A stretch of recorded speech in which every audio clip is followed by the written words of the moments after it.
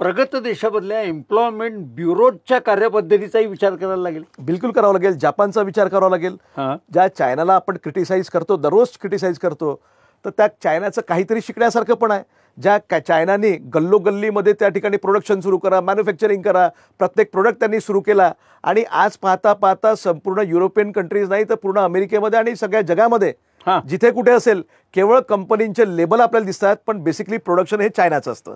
आता म्हणून त्यांनी जर ते करू शकतात तर मग आपण काय नाही करू शकत. त्याच्यामुळे दुसऱ्या देशातल्या चांगल्या ज्या गोष्टी आहेत, तर जे चांगलं कल्चर आहे, औद्योगिक कल्चर असेल, तर ते कल्चर सुद्धा आत्मसात करायला पाहिजे, जेणेकरून आपला जो युवक आहे, आपला जो बेरोजगार पदवीधर आहे, तो कुठे भरकटणार नाही.